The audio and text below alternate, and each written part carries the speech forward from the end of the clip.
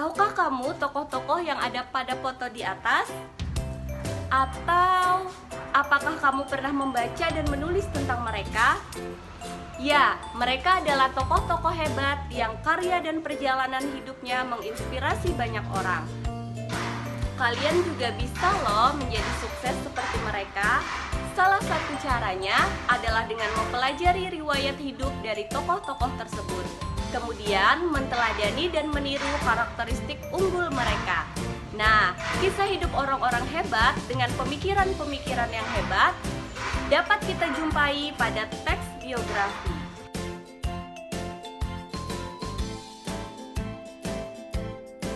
Assalamualaikum warahmatullahi wabarakatuh.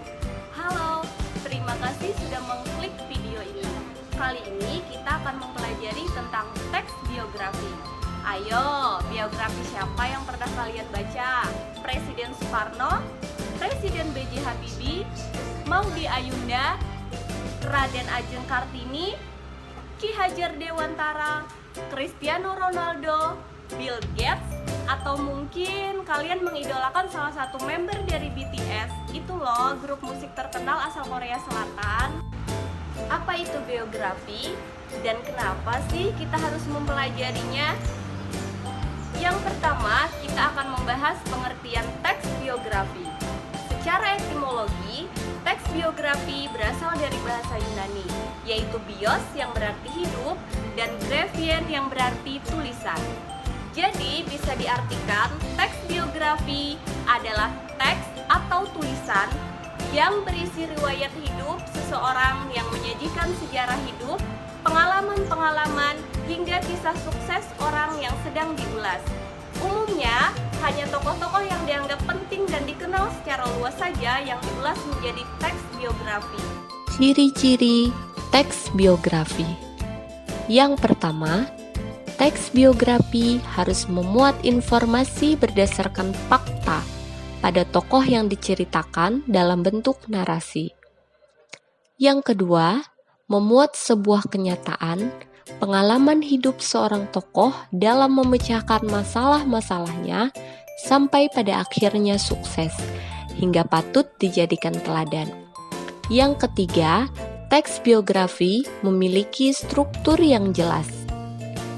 Struktur teks biografi. Struktur teks biografi terdiri atas 3 bagian. Yang pertama, orientasi. Orientasi merupakan bagian awal dari teks biografi. Bagian ini mencakup pengenalan tokoh dan latar belakang kisah atau peristiwa yang akan diceritakan pada bagian selanjutnya. Biasanya berkenaan dengan siapa, kapan, di mana, dan bagaimana. Misalnya, siapa yang diulas, kapan dia lahir, di mana dia lahir, bagaimana lingkungan hidupnya, dan sebagainya. Untuk dapat memahaminya, perhatikan contoh berikut.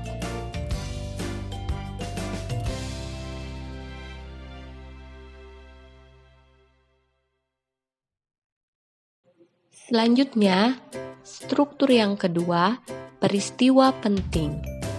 Pada bagian ini, diceritakan tentang rangkaian peristiwa, yaitu kejadian-kejadian utama yang dialami tokoh.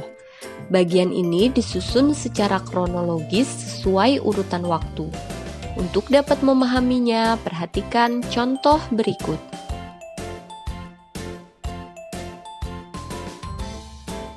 Terakhir, yaitu reorientasi.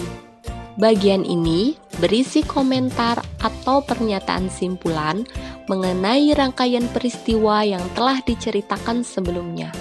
Reorientasi berperan sebagai penutup pada teks biografi dan bersifat opsional. Artinya, boleh ada dan boleh tidak ada. Untuk dapat memahaminya, perhatikan lagi contoh berikut.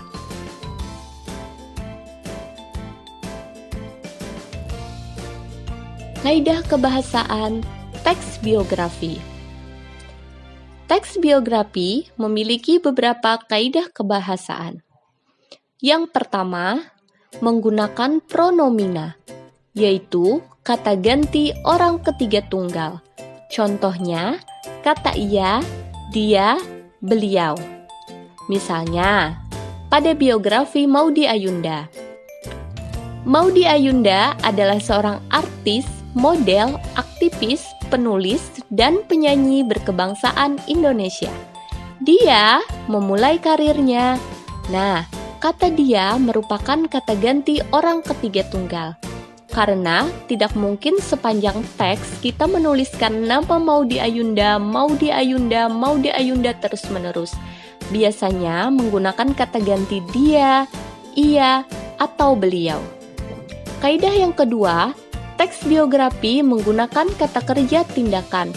Contohnya, mendirikan, memasuki, menjalani, dan lain-lain. Kaidah yang ketiga, teks biografi menggunakan kata adjektiva atau kata sifat, seperti rajin, giat, baik, ramah, dan lain-lain. Kata sifat biasanya bisa kita ketahui dengan menambahkan kata sangat atau paling. Misalnya, sangat rajin, paling ramah, dan sebagainya. Kaidah yang keempat, menggunakan kata kerja pasif untuk menjelaskan peristiwa yang dialami tokoh sebagai subjek yang diceritakan. Contohnya, kata dikirim, ditugaskan, diperintahkan, dan lain-lain. Kata kerja pasif biasanya diawali dengan imbuhan di dan ter. Kaidah yang kelima, teks biografi menggunakan kata kerja mental, yaitu kata kerja yang berkaitan dengan perasaan. Misalnya, kata menyukai, menyayangi, terharu, dan sebagainya. Kaidah yang terakhir, menggunakan konjungsi temporal atau urutan waktu.